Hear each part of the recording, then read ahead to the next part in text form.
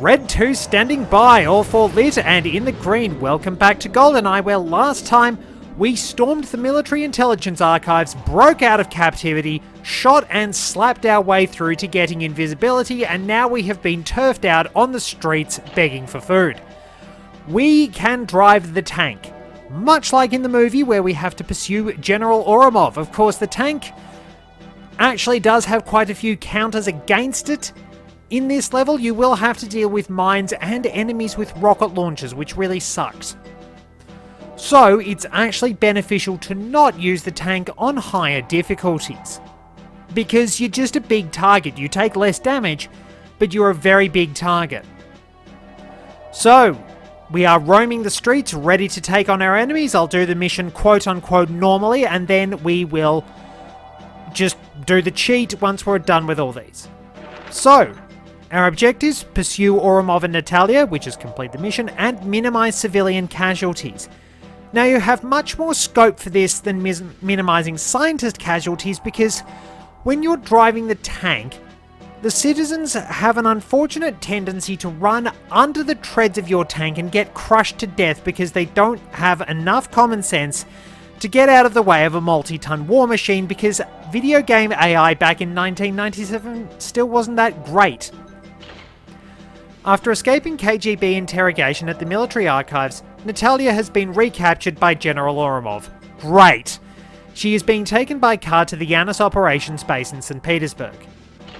Get after them, 007! We can't afford to let the trail go cold, and chances are they'll lead you straight to Trevelyan. Keep a clear head though. Any civilian casualties on the streets of St. Petersburg could create an unfortunate international incident. We believe that Valentin Zukovsky is still in the area. He may be able to help you.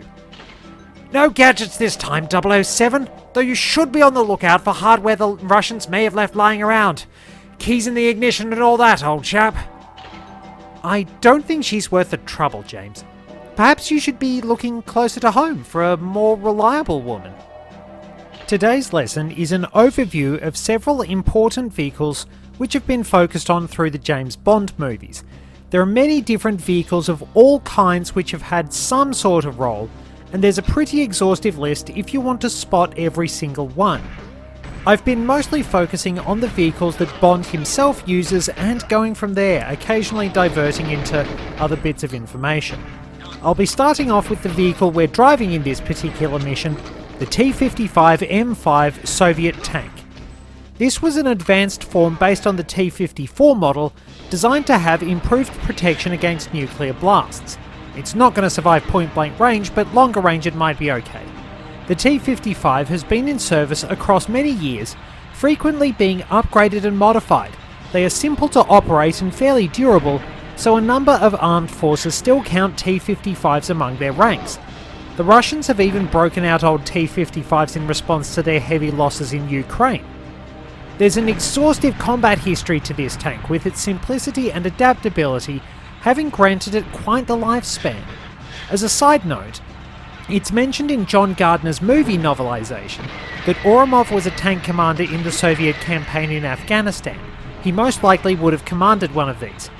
His tank took a direct hit, leaving him one of only 2 men who escaped alive.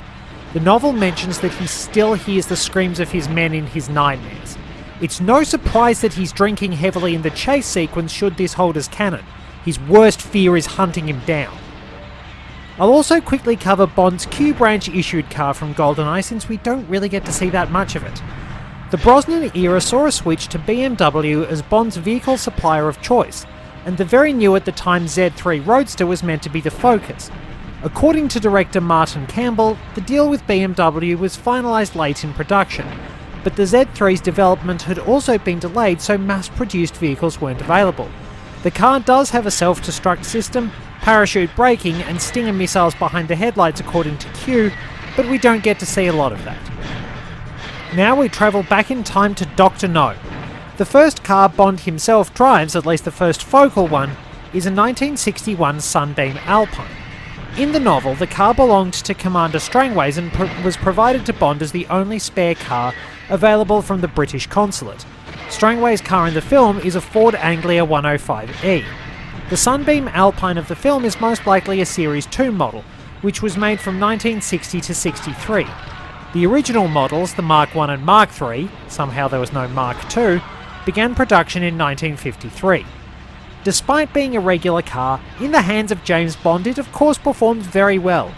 It outmaneuvers the hearse driven by the three blind mice, Dr. No's assassins, and winds up sending them tumbling off a cliff to their doom. The first personal vehicle of Bond's is shown in From Russia with Love. You may remember Bond's Bentleys from prior lessons. I hope you've been paying attention, even though there's no test. And his car in this film, shown during his Riverside tryst with Sylvia Trench, is a Bentley 3.5 litre drophead coupe, manufactured in 1938. While little is shown of it, the presence of a phone in the car implies this could be an official Q branch vehicle. Of course, if you want another famous vehicle, there's the Orient Express, and that has an incredible and storied history, well worth checking up.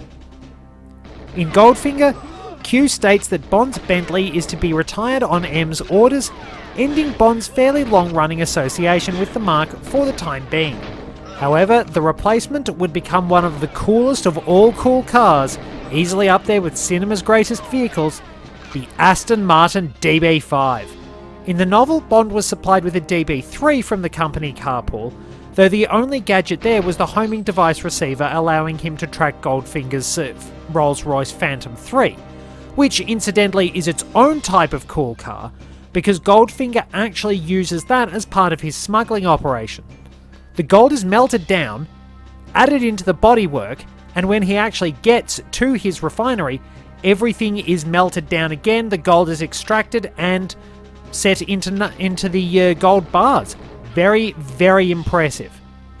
The DB5 came with machine guns behind the indicators, retractable tyre slashers which emerged from the centre of the wheels, a bulletproof screen at the rear window, a smoke screen, an oil slick dispenser which replaced a device for dropping nails or caltrops, revolving number plates, and famously the ejector seat. Originally the car only had the smoke screen, but crew members apparently added ideas as time went on. The revolving number plate idea came from Guy Hamilton, who had been getting several parking tickets. Sales of the DB5 skyrocketed as a result of its appearance in Goldfinger, and the toy DB5 sold by Corgi was the most popular toy of 1964. Airfix kits of the DB5 were also sold from 1965 to 1970. There have even been Lego models of the DB5, complete with representations of the gadgets manufactured in recent years. 4 DB5s were provided to Eon Productions. 2 were used for the film and 2 for promotion. The gadget-equipped car, chassis number DP2161, was used in an episode of The Saint, the TV series starring Roger Moore, prior to its appearance in Goldfinger. It was stripped of the gadgets and sold once the film was completed, and wound up being used in The Cannonball Run in 1981, where it was again driven by Roger Moore's character, a man named Seymour Goldfarb who is convinced he's Roger Moore playing James Bond. In a weird meta sense, Sean Connery borrowed Roger Moore's car and tricked it out. The DB5 from Goldfinger reappears briefly at the start of Thunderball after Bond has used the jetpack, and we can tell it's the case since the number plate is the same, BMT216A. The DB5 keeps its bulletproof screen at the rear and also has water cannons equipped.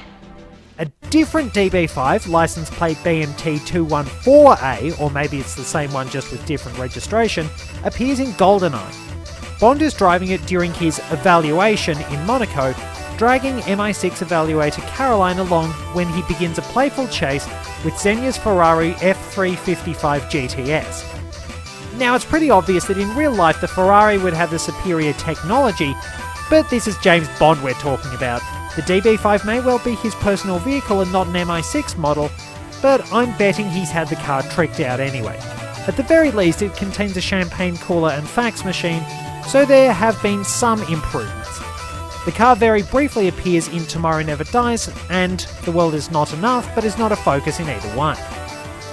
The DB5 does return in Casino Royale and has Bahamian number plates along with being left-hand drive. It's a different car again. It's won by Bond in a poker game against minor villain Alex Dimitrios. We don't know if it's the same DB5, but Bond has one with the original number plates in Skyfall. This model appears to have been fitted out with the original gadgets, handling repeated gunfire quite well and packing the machine guns behind the indicators. The car is used during the initial stages of the battle at Skyfall Manor, and is ultimately destroyed by Silver's helicopter gunship, apparently out of spite. It's one of the few times in the series we see Bond genuinely pissed off, and the helicopter goes down in short order. The DB5 is steadily rebuilt during Spectre, with Bond driving off with Madeline in the repaired car at the end of the film. It also gets a workout in the opening sequence of No Time to Die, retaining its machine guns and solid bulletproof construction. Bond didn't have a personal vehicle besides the DB5 in Thunderball, but during You Only Live Twice he is a passenger in a Toyota 2000 GT owned by Arki of the Japanese Secret Service. The car is a convertible model with a CCTV system built in. It is able to receive video footage, demonstrated when Tanaka's agents lift a pursuing car off the road with an industrial magnet mounted on another helicopter.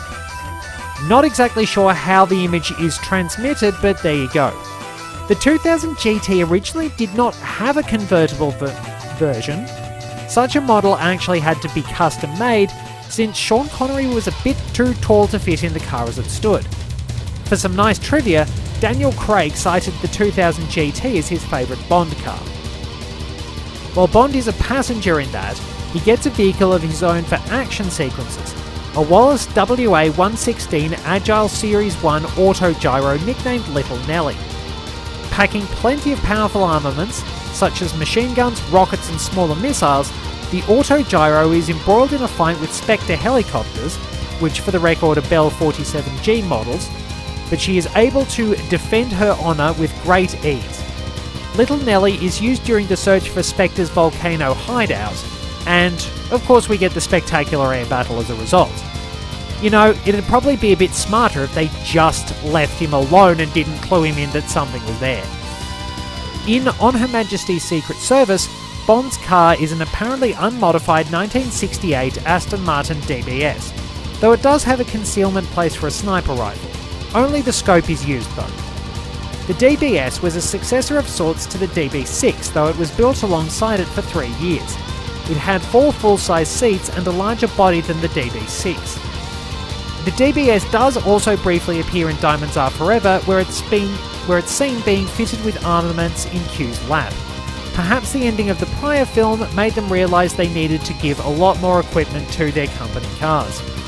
Bond doesn't get to drive it in the film though. He does drive Peter Frank's Triumph Stag from Dover to Amsterdam. We don't see much of that either, which is just as well. Like most British Leyland cars in the 70s, the Stag was rather a lemon at times. On the other hand, the Ford Mustang Mark I driven in Las Vegas is definitely a cool car. It's one of the most famous pony cars from America, with a lot of muscle behind its sharp styling. In fact, this Mustang is so powerful it can even bend reality. During the chase sequence, the car enters a very narrow alley on 2 wheels and exits on 2 wheels. It's just that it exited on the other 2 wheels. Rather than waste time filming it again, footage was added to have the car flip onto the other wheels in the middle of the alley, which was impossible. It's a real howler. Again, Bond has no personal vehicle in Live and Let Die, but the film's main chase sequence involves him commandeering speedboats to navigate the Louisiana Bayou. The Glastron Company provided 26 specially made boats for use in the chase. 17 of them wound up destroyed, but in the process the stunt crew inadvertently set a world record for the longest boat jump of the time. Bond first pilots a Glastron GT150 when escaping from Kananga's crocodile farm, but the engine takes a hit from a bullet and he is forced to seek an alternate vehicle, in this case a CV-19 jet speedboat. While specific details about performance are as yet unknown to me, they may be in the sidebar, it's worth noting Glastron was a major player in speedboat construction. In The Man with the Golden Gun, Bond's car chase transport of choice is again one he commandeers. This time he's driving an AMC Hornet, albeit with unwanted baggage in the form of Sheriff J.W. Pepper, the redneck lawman Bond ran afoul of during the prior film's boat chase. This car performs the famous corkscrew jump, which for some moronic reason had a slide whistle edited over it, across a river in Thailand. The jump was calculated by an engineer from Connell Aeronautical Laboratory and was the first stunt planned by computer calculations. The driver, stuntman Bumps Willett, stepped up when the intended stunt driver was unavailable and nailed it first try. The film also featured an AMC Matador as Scaramanga's car during the car chase. It was able to convert into a plane for a swift getaway, though the flying was actually done by a specialised small-scale model, remote-controlled. The actual car can only fly about 500 metres. Bond is back to a British mark in The Spy Who Loved Me, but this time around his vehicle is provided by Lotus. While Colin Chapman's famous motor company is rumoured to be an acronym for Lots of Trouble, Usually Serious, the Lotus Esprit was only trouble for Bond's adversaries. The spectacular S1 showed off its real prowess when Bond drove it into the waters off Sardinia and activated its submarine transformation system. Packing surface-to-air missiles, small underwater mines and other self-defense armaments, the Lotus is a particularly capable vehicle well suited for investigating Stromberg's underwater headquarters. The submarine model was specially constructed as a wet sub, that is, a vehicle which requires an operator to wear scuba gear. They required the fins due to the downforce generated by the wedge-shaped design of the base car, which constantly caused it to sink, so they needed some sort of stabilisers. The electric motors within only allowed forward motion, and 2 people were required to properly pilot the submarine model. The Lotus's submarine form was nicknamed Wet Nelly by the production crew, a homage to Connery's Autogyro 10 years earlier.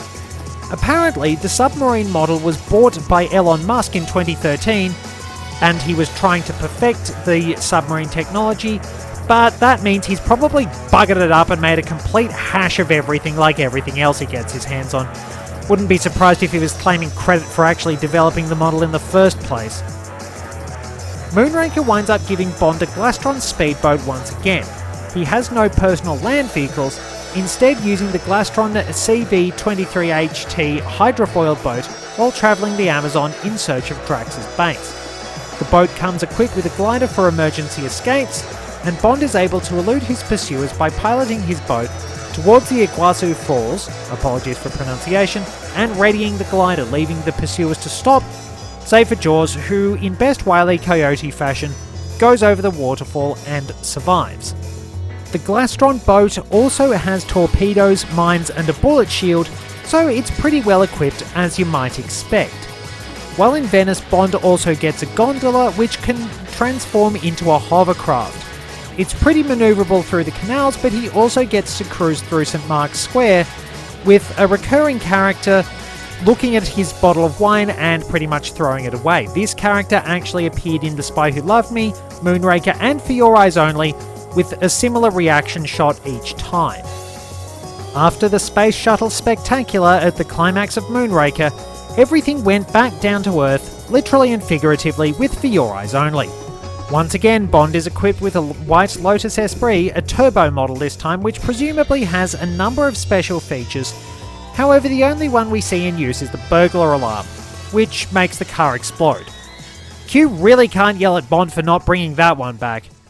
This results in perhaps the most uneven car chase of all time on paper, with Major Gonzalez's Peugeot 504 driving henchman against Bond and Melina Havelock in her Citroën 2CV. The small but remarkably useful 2CV was so named because of its engine producing 2 taxable horsepower, referring to a system of calculation for vehicle taxes. The actual vehicle had gradually improving engines over its lengthy lifespan, starting from a 375 cubic centimetre 9 horsepower 2-cylinder engine all the way up to a 602 cubic centimetre 29 horsepower engine, still 2-cylinder. But that said, if you wanted a dependable and easy to use car, the old tin snail was a mainstay for good reason. Bond again has no land vehicles of his own in Octopussy, instead putting the BDJ-5 microjet, aka the Acrostar, through its paces in the opening sequence. This kit-built plane, which can come in propeller or jet-powered form, was the brainchild of Jim Bead, founder of the Bead Aircraft Corporation. Later in the film, Bond is a passenger in a customised tuk-tuk driven by MI6 agent VJ and has to commandeer cars during his pursuit of Kamal Khan and the nuclear explosive hidden in the circus cannon. At first, Bond steals General Orlov's Mercedes 250 SE, travelling by road first before the tyres are ripped off by a Stinger device. Bond can then conveniently drive it on the train tracks before avoiding being hit by an oncoming train, actually making it onto the circus train. He's later forced to hitchhike in a Volkswagen Beetle before stealing an Alfa Romeo GT V6 from a lady using a payphone. Bond had intended to make a call to the airbase where Octopussy's circus was performing, but the lady was chatting extensively and Bond was understandably desperate given the circumstances. At least he tends to steal some good cars along the way. In A View to a Kill, Bond goes undercover at Zoran's stables alongside fellow agent Sir Godfrey Tibbett. The latter poses as Bond's chauffeur, driving a Rolls-Royce Silver Cloud 2. This luxury car, used as the base for the Bentley S1 later on, was first made in 1959 and sported a powerful 6.2-litre V8. The car used in the film was actually Cubby Broccoli's own, so I presume a mock-up was pushed into the lake after Tibbett's death rather than his actual wheels. During the chase in Paris, Bond commandeers a Renault 11, which was thankfully front-wheel drive since it's literally cut in half during the chase. Bond is still able to drive half a car in pursuit of Mayday. This would most likely have been the turbo version since the standard Renault 11 had pretty iffy suspension and basic engines. The other vehicle Bond commandeers is an American LaFrance-made ladder-equipped fire engine during a chase in San Francisco. American LaFrance was a long-time manufacturer of fire engines and emergency vehicles, and the company existed in one form or another until 2014. When Timothy Dalton took over, the Living Daylights put Bond back behind the wheel of an Aston Martin after 18 years and 8 other films. The V8 Vantage Volante is normally a convertible, but this one is a hardtop as part of its winterization package. The car comes equipped with spiked tyres for extra grip, outrigger skis, a signal intercepting radio, a laser cutter in the wheels, a heads-up display in the windscreen which allows the missiles behind the headlights to be aimed effectively, a jet booster and a self-destruct system just in case. Of course the car does end up needing to be destroyed, but it puts paid to a number of the Czech police's VAZ 2106s. The standard issue car, and not the one blown up, used in the film was actually the personal Volante of Aston Martin chairman Victor Gauntlet. The V8 Vantage returns as Bond's second vehicle in No Time to Die, driving it when returning to MI6 as well as during his time in Norway, meeting up with Madeleine Swann and discovering the existence of Matilda. This model does not have any customization. Since Bond is going rogue in License to Kill, he understandably has no personal vehicles. The focal vehicles of the film would probably be the fleet of Kenworth W900B trucks used to haul fuel tankers. Sanchez uses these to transport his drugs dissolved in the fuel and later extracted at major facilities. These unlikely vehicles prove very capable for the chase at the end of the film, with Bond even manoeuvring one into a perfectly timed wheelie to not only dodge a Stinger missile, but hold it and land it right on the henchman's jeep when it drops back onto all its wheels. He's James Bond, that's how he does it. The W900 series also appeared in a number of films such as Smokey and the Bandit. It's very popular in works of fiction, and it's pretty durable in real life too. I'll divert back to Goldeneye for a bit and give mention to the Eurocopter Tiger, the helicopter which features as a key element of the Goldeneye theft. The Tiger was actually still being manufactured and designed during the 90s, with the first combat-ready models rolling off the line in 2002. Even then it was 2005 before the helicopter actually saw action, 10 years after. I don't know about EMP protection, but the real-life specifications indicate the Tiger is a very durable craft, able to operate in extreme weather and test-rated for performance in the aftermath of even nuclear attacks. The Tiger possesses exceptional agility, even able to perform full rolls, and can sport a range of rockets, missiles and machine guns, somewhat modular for various operations. Bond is back in a BMW for Tomorrow Never Dies, this time a 750iL. We don't get to see the BMW's gadgets at first, with the only aspect demonstrated being the ability to drive it via remote control thanks to Bond's phone. It's when we get to the chase scene that everything really gets going. The car conveniently has just what it needs to get Bond out of the situation at hand, but that's half the fun. as he discovers the cable cutter, missiles, caltrops and reinflating tyres, he's enjoying himself discovering everything as much as the viewers are. The 750IL certainly didn't lack for performance either, with a hefty 5.4 litre V12 under the bonnet producing 332 horsepower. Granted, it does end up being crashed right into an Avis rental office. Good thing Bond got insurance, and warned everyone first he did the right thing. BMW also got a bit more product placement with the R1200C motorcycle, driven during Bond and Weyland's escape from Carver's henchmen in Vietnam. The two of them are still handcuffed and have to work together in order to operate the bike. Amusingly, both Pierce Brosnan and Michelle Yeoh were told separately that they'd be the ones driving, which is why the two of them have a little squabble. They're fighting over who gets to control the bike. In The World Is Not Enough, Bond has another BMW, this time a Z8, a sleek and stylish roadster fresh on the market and designed as a homage to the BMW 507. The Z8 does get to show off some tricks. It can be summoned by remote and driven by the same method, and also packs surface-to-air missiles. While it does have pretty durable bodywork, it isn't quite strong enough to withstand the force of massive buzzsaws wielded by attacking helicopters, and gets cut in half. Earlier in the film, Bond winds up commandeering Q's fishing boat while chasing the cigar girl, though precisely what sort of fishing Q intended to do was unclear. The boat has very powerful engines, with what appear to be jet engines added in, a shallow enough draft to function on land for a little bit. It can even briefly become a submersible, and it has torpedoes on top of that. This is one high-tech boat, and Q is not happy when Bond gets his hands on it and manages to wreck things. Pierce Brosnan's last Bondmobile was perhaps the most outlandish so far in some ways.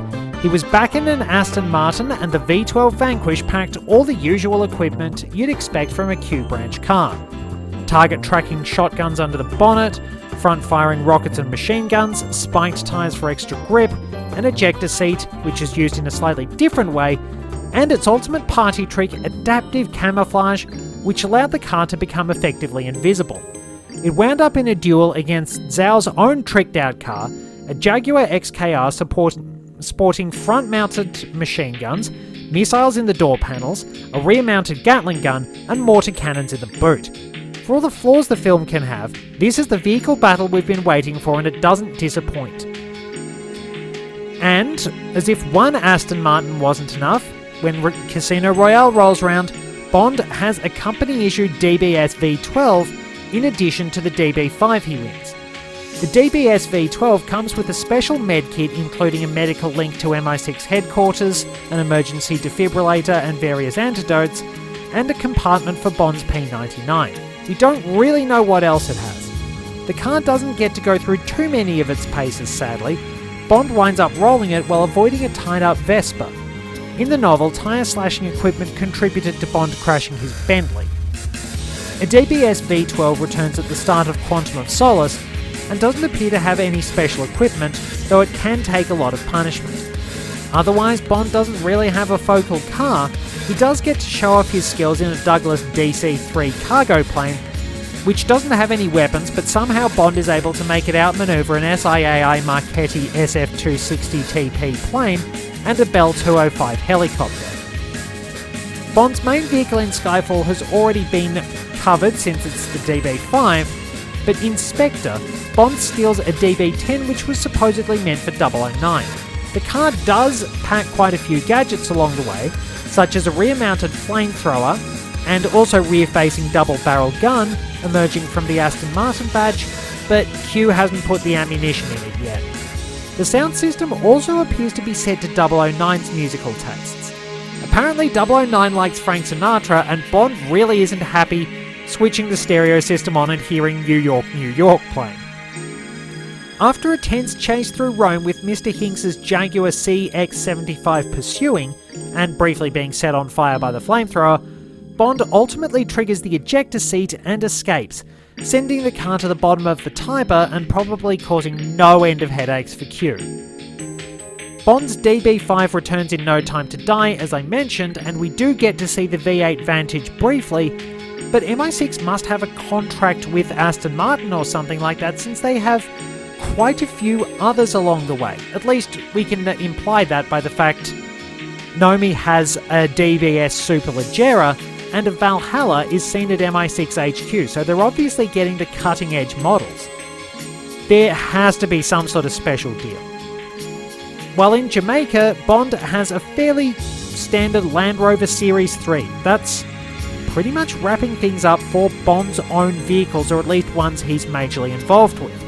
There are some pretty cool villain cars along the way as well, but this lesson is just a taste of everything. I could be here all day otherwise. Basically, this should stimulate your appetite for further research. Whew, not too bad. Now, that was a bit frustrating because 00 Agent is kind of a Morton's fork because you need the tank for most of it to survive the gunfire. But you're also a sitting duck if you wind up having a lot of enemies with rocket launchers. You'll take a hit and the tank cannon just... it's not accurate. So the cheat we have acquired is enemy rockets. I'll make myself invisible. We'll put fast animation on and DK mode for hilarity. And you know what? Let's try frigate. So, this is just me goofing around, but enemy rockets gives everyone rockets. You're not going to get conventional ammo. You're just going to get rocket launchers.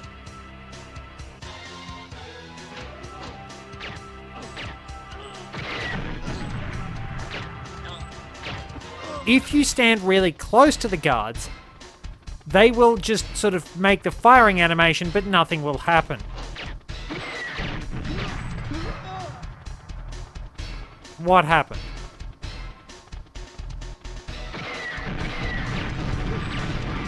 There's a lot of explosions here.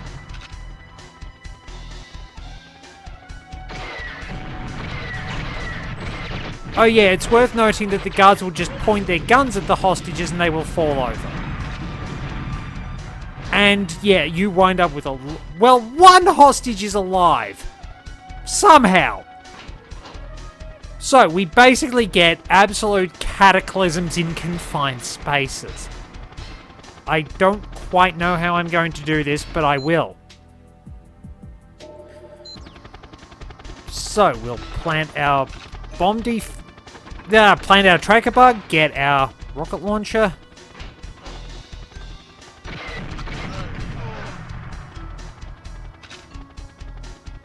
Guards will generally not be able to do a lot. They will do a lot of damage once. And that's going to be it, really. Okay, so... I only have one bullet.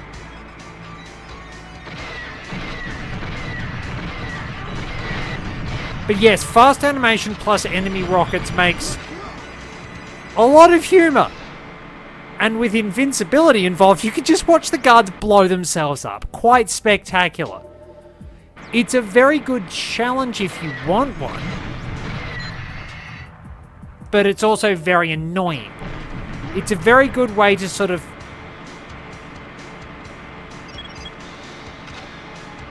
basically, it's a very good way to torture yourself.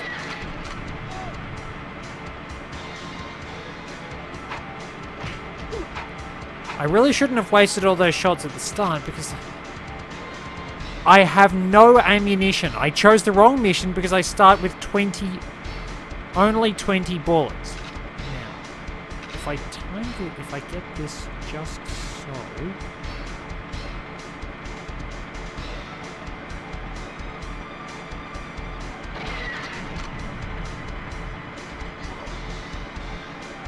Oh, nice! That actually worked really well.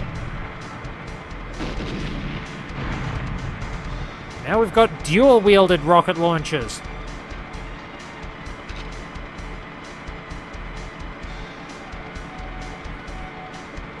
This can only end badly, in all fairness, because I probably should have...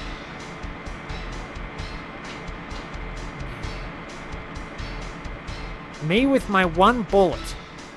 I'm not Scaramanga.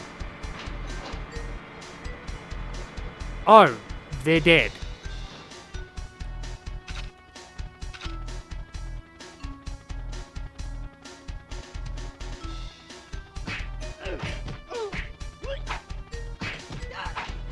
Well, that worked. That worked remarkably well. Nice, nice, nice, nice. Whoa, big explosion. And yeah, just in...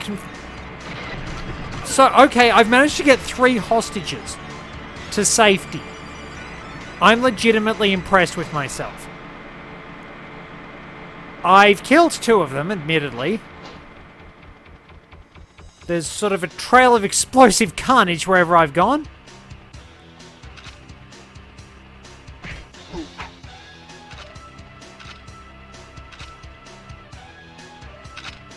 Okay. Now I have to get to the...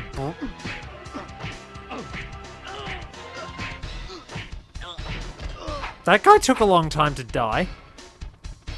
So I have to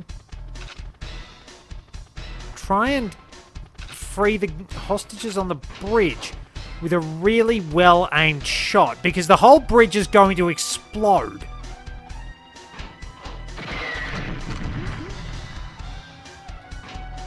He's dead.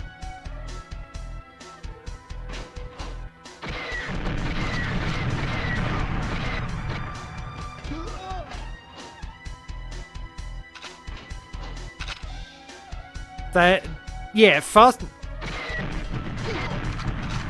animation at enemy rockets tends to do...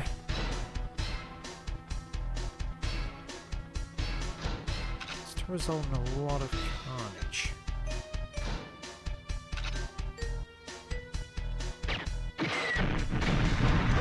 Oh, I nearly got there. He decided to shoot at me and, yeah, wasted too many bullets at the start, but that was legitimately impressive. For some reason, those doors are locked. Oh well. Well, we've created an international incident.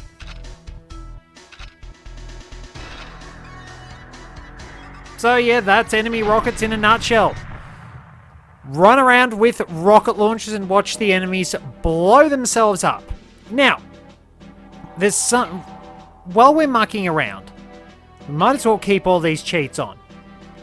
There's something I would like to show off in Silo that I don't think I got to. Or at least I didn't think of it. Let's get this mission going. This is going to be fairly cathartic. So, if we get our plastiques out...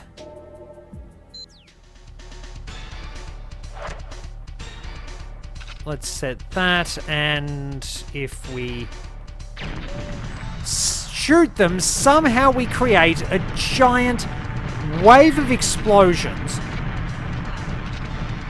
that runs through the entire building. We've already failed the mission. We can't quite see where we're going, but we can just sort of wander around with a whole lot of explosions going off. And this little demonstration is basically one of the reasons I love this game. You can do stupid stuff like this. You can just muck around, waltzing through a cloud of explosions as happy as you please. Mucking around with cheats and watching guards blow themselves up, assuming the facility doesn't. So I suppose we don't really need to go through the whole thing. But yeah, there we go. We've had a very good demonstration of enemy rockets. We've seen what happens when you fool around with explosives. And that's pretty much it. Thank you very much for joining me. Until next time, this is Red 2, returning to base.